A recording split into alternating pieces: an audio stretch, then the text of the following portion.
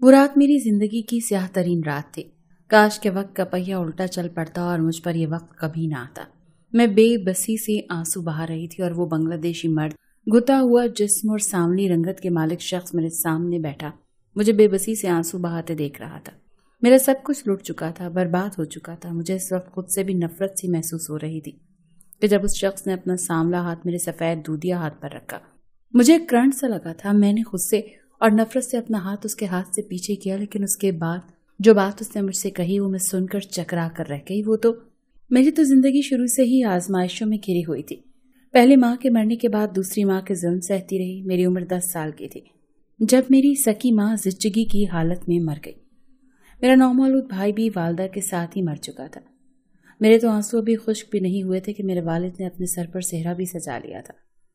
میری ماں کی تو قبر کی مٹی ابھی نہیں سوکھی تھی کہ سوتیلی ماں بہت تیز ترار قسم کی خاتون تھی۔ گھر میں آتے اس نے مجھے ملازمہ بنا کر رکھ لیا تھا۔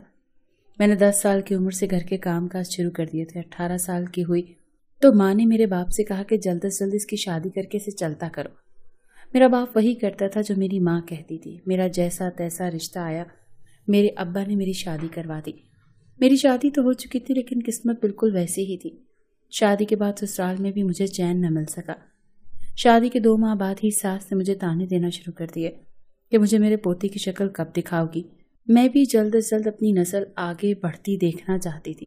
کیا میں یوں ہی پوتے پوتیوں کی شکل کو ترستی ہوئی قبر میں اتر جاؤں گی؟ میں خاموش ہو جاتی۔ اولاد کا ہونا نہ ہونا صرف عورت کے اختیار میں تو نہیں ہوتا۔ اب میں اکیلے بھلا اولاد کہاں سے پیدا کرتی؟ اپنے شوہر جاوید سے بھی ذکر کیا تو وہ کہنے لگتے، ابھی تو ہماری نئی نئی شادی ہوئی ہے، ابھی اولاد کی کیا ضرورت ہے؟ میں بھی خاموش ہو جایا کرتی تو وہ مرد تھے، صبح کے گئے رات کو گھر واپس لوٹ کر آیا کرتے تھے۔ میرا سارا دن مجھے ساس کی باتیں سننا پڑتی۔ ایک روز اس نے مجھ سے جھگڑتے ہوئے کہہ دیا کہ اگر تم ماں نہیں بن سکتی تو مجھے صاف صاف بتا دو تاکہ میں اپنی جاوید کے لیے دوسری بیوی کا بندوبست کر لوں۔ جب میں نے یہ سنا تو میری مزید پریشانی بڑھ گئی۔ اب اولاد کا دینا تو خدا کی دسترس میں تھا، اب اگر اولاد نہیں ہو رہی تھی تو اس میں میرا کیا قصور تھا؟ میں یوں ہی تنہا بیٹھ کر روتی رہتی اور پھر ایک روز ایسا بھی آیا کہ ساس یہی ارمان لیے دنیا سے چلی گئی، مگر ہمارے ہاں اولاد نہ ہوئی۔ میرے شوہر کا رویہ بھی مجھ سے بس ٹھیک ہی تھا، کبھی تو بہت اچھے ہو جایا کرتے اور کبھی ذرا ذرا سی غلطی پر باتیں سنانے لگتے۔ میں تو ہمیشہ خود کو ان کی ہاں میں ہاں ملاتا ہی دیکھتی آئی تھی، کیونکہ جانتی تھی کہ میرا پہلا اور آخری آسرا آپ جاوید ہی ہیں۔ مائکے کے دروازے تو پہلے ہی مجھ پر بند تھے اور ساس زندگیاں جیرن کر کے دنیا سے جا چکی تھی۔ بس جاوید ہی کسی دن مجھ سے اگر ہنس کر بات کر لیتے تو میں خوش ہو جایا کرتی۔ لیکن جب میری شادی کو 4 سال گزر گئے تو ہم نے کئی ڈاکٹروں سے اپنا علاج کروایا، مگر اولاد کی خوشی نصیب نہ ہوئی۔ وقت تیزی سے گزرنے لگا، 10 سال گزر گئے، پر دل میں یہ خواہش ہی رہی کہ ہماری گود میں بھی بچہ آئے۔ آخر ایک روز ہم نے فیصلہ کیا کہ ہم عمرے کی ادائیگی کے لیے سعودی عرب جائیں گے۔ ہو سکتا ہے وہاں پر خانہ کعبہ کی زیارت کرتے ہوئے دعا مانگے تو ہماری دعا رد نہ ہو۔ اتنا سوچنا تھا کہ ہم نے اسی سال عمرے کی تیاری کی اور عمرہ کرنے کے لیے سعودیہ چلے گئے۔ یہاں آ کر عمرے کی تمام تر فرائض سر انجام دی اور خانہ کعبہ کے خلاف تھام کر گڑ گڑا کر دعائیں مانگی۔ میرے دل کی حالت تو میرا رب بہتر جانتا تھا۔ میں نے روتے ہوئے اللہ پاک سے یہی دعا کی کہ میری جھولی میں اولاد دے دے، میرے حق میں جو بہتر ہے وہ میرے ساتھ کر۔ دل میں ایک بات تھی جو آج تک میں نے دنیا والوں سے پوشیدہ رکھی تھی، اور یہ تھی کہ نقص مجھ میں نہیں بلکہ میرے شوہر میں تھا۔ میرا شوہر اولاد پیدا کرنے کی صلاحیت نہیں رکھتا تھا، مگر اس نے مجھے منع کر رکھا تھا کہ میں کسی کو بھی یہ بات نہ بتاؤں، اسی لیے ہر بار لوگوں کی تانے خاموشی سے سن لیا کرتی۔ میں نے اور میرے شوہر نے عمرے کی ادائیگی کی۔ اس روز وہاں زائرین کا کافی رش تھا اور میں اسی رش میں اپنے شوہر جاوید کا ہاتھ پکڑے ہوئے جا رہی تھی کہ تبھی زائرین کا ایک گروہ وہاں سے گزرا تو میرا ہاتھ جاوید سے چھوٹ گیا۔ میں اسی دھکم پیل میں کہیں دور پیچھے پہنچ چکی تھی، جبکہ جاوید تو میری نظروں سے بھی اوجھل ہو چکے تھے۔ اس وقت کعبہ شریف میں بہت رش تھا۔ میں پریشانی سے بمشکل راستہ بناتی آگے بڑھنے لگی، مگر رش اس قدر زیادہ تھا کہ 10 منٹ تک تو مجھے ایک جگہ سے ہلنے کا بھی موقع نہ ملا۔ جو ہی ہمت کر کے خدا کا نام لے کر میں نے اسی سمت میں جانا شروع کیا تو اچانک میرا پاؤں پھسلا اور میں زمین پر گر گئی۔ وہاں سے گزرتی ایک چھوٹی سی گاڑی جسے حرم کی بیرونی جانب سے صاف صفائی کے لیے استعمال کیا جاتا تھا، وہ میری ٹانگوں کے اوپر سے گزر گئی۔ میں چیخ کر رہ گئی۔ میرے چلانے پر بہت سے لوگ میرے گرد اکٹھے ہو گئے۔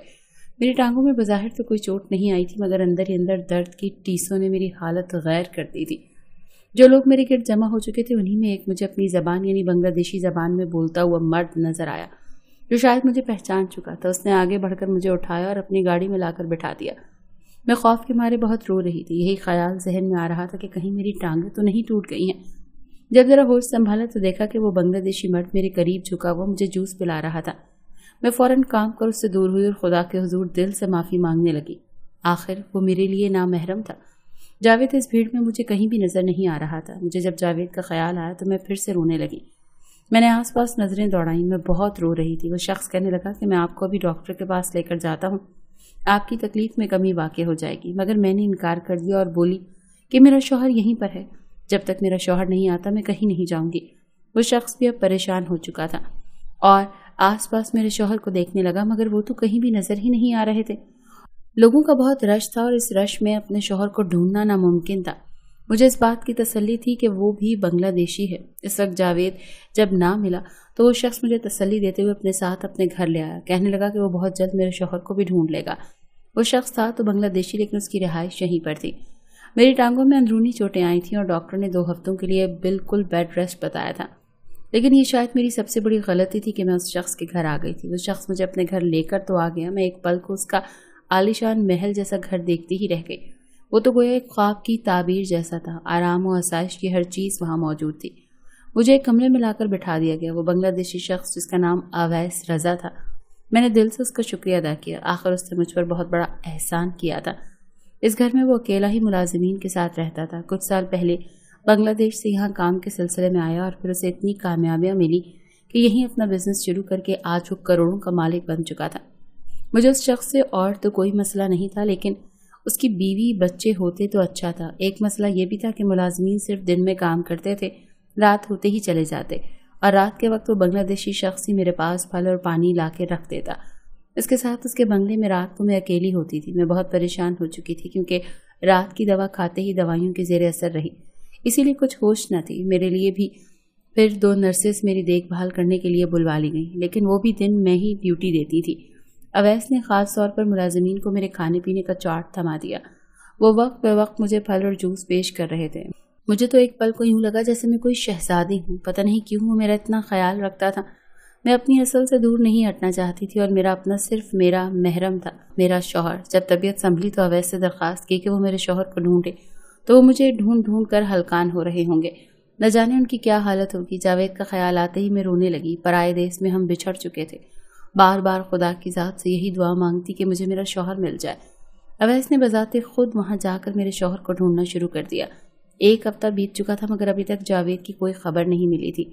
अवैस जब भी घर आता तो सीधा मेरे कमरे में ही आता। मेरा यूँ ख्याल रखता जैसे मैं कोई गैर नहीं बल्कि उस घर की फर्द हूँ। मुझे उसका ख्याल रखना अब अजीब लगने लगा था। आखिर को था तो वो मर्द थी। मैंने पहली बार उसके चेहरे पर गौर किया था। सांवली मगर पुरकशिश रंगत, उम्दा लिबास और ज़रा भारी वजूद। वो मोटा ना था मगर बॉडी बिल्डर की तरह लगता था। उसे देखने के बाद एक नज़र खुद पर गौर किया था तो हुस्न की मलका थी मैं। मुझ में हुस्न की कोई कमी न थी।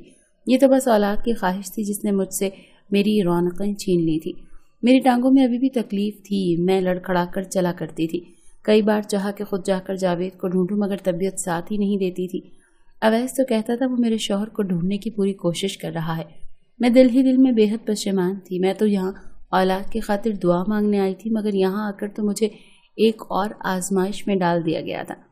एक बार रात के वक्त मेरा दिल बहुत घबरा रहा था। मैंने सोचा कि कुछ करके मैं खुद ही चलकर खिड़की से पर्दा हटा दूं, शायद ताज़ी हवा से मेरी घबराहट खत्म हो जाए। मैं बेड से उठी और धीरे से चलती हुई सामने जाने लगी कि फर्श पर शायद पानी गिरा था।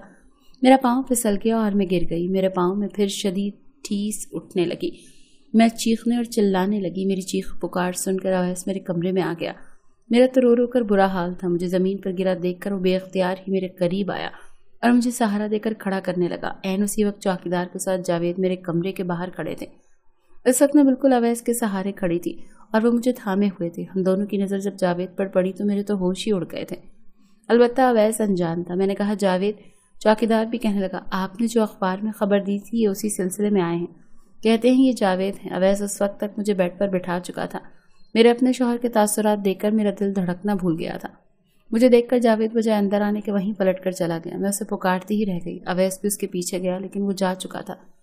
मैं रोने लगी लेकिन अवैस ने मुझे तसल्ली दी कि वो उसे अब देख चुका है, इसीलिए उसे ढूंढ निकालेगा। कई रोज गुजरने के बाद आखिर एक रोज अवैस घर आया और उसके साथ जावेद भी था। जावेद को देखकर मैं खुद पर काबू न पा सकी और उसके सीने से लगकर फूट फूट कर रोने लगी। वो भी मुझे देखकर कहने लगा कि तब से वो मुझे ढूंढने में हलकान हो चुका है, मगर मेरी उससे कोई खबर ही नहीं मिली थी।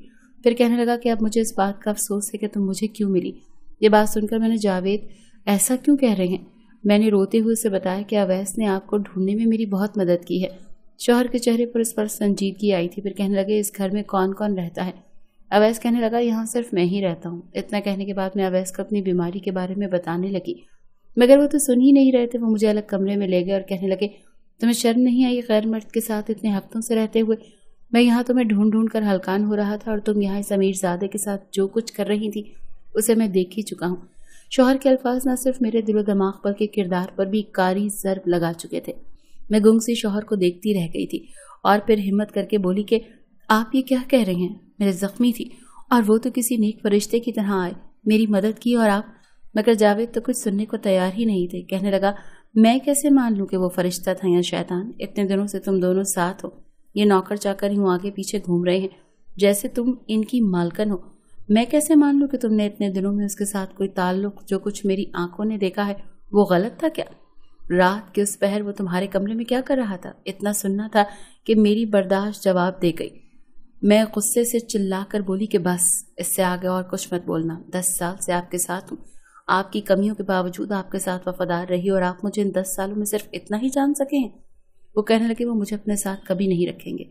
अभी हमारे दरमियान बात हो ही रही थी जब अवैस वहां आ गया। वो मेरे शौहर की बात सुन चुका था। जवाब में जो कुछ अवैस ने जावेद से कहा, मेरे तो वहमो गुमान में भी नहीं था कि वो बांग्लादेशी ऐसा भी कह सकता है। मैं बेतहाशा रो रही थी। मेरा शौहर मेरे सामने खड़ा था और मैं उससे नजरें मिलाने के काबिल भी नहीं रही थी। जब बात हाथ से निकलती हुई महसूस हुई तो रोते हुए शौहर के कदमों में गिर गई और बोली कि ऐसा मत करो, मैं तुम्हारी इज्जत हूँ, तुम ऐसे कैसे मुझे इस बांग्लादेशी के पास? इससे आगे तो मैं तसव्वुर करना भी हराम समझती थी। वो बांग्लादेशी एक लंबे कद काठ और भरी जिसामत और सांवली रंगत का मालिक मुझे बेतासुर चेहरे से देखता रहा, और फिर उसने वो किया जिसे देखकर मेरे पैरों के नीचे से जमीन निकल गई। वो 10,000 रियाल लाए और सामने रखते हुए गुस्से में मेरे शौहर से जो बात कही, वो सुनकर शौहर की आंखों में लालच की चमक उभर आई। वो अपने लबों पर जबान फेरकर फौरन उन पैसों की जाने बढ़ा और कहने लगा, आज से मेरी बीवी तुम्हारी, और मुझे तलाक देकर चला गया। मैं नहीं जानती थी कि मेरा शौहर मुझे महज 10,000 रियाल के एवज इस बांग्लादेशी को दे देगा। वो मुझसे कहने लगा कि वो मुझसे निकाह करना चाहता है, लेकिन मैंने इनकार कर दिया। वो कहने लगा, तुम्हारे शौहर को तुम्हारी कदर नहीं है। तुम 10 साल से एक ऐसे शख्स के साथ जिंदगी गुजार रही हो जो तुम्हें औलाद की खुशी भी नहीं दे सका, लेकिन फिर भी तुम उसके साथ बावफा थी। मुझे ऐसी ही औरत की जरूरत थी। उसने मेरे हाथ पर अपना हाथ रख दिया। मैंने अपना हाथ खींच लिया। कहने लगा, मैं आज ही निकाह करना चाहता हूँ, प्लीज इनकार मत करना। मैं इनकार करके जाती भी कहाँ, इसीलिए इसी में अल्लाह की रजा समझ ली। वो शख्स शायद मेरे सब्र का इनाम था। वक्त ने साबित कर दिया कि अल्लाह ने मेरे लिए बेहतर वसीला बना दिया था। आज मैं उसके साथ बहुत खुश हूँ। अल्लाह ने मुझे 2 बेटों से भी नवाज दिया था।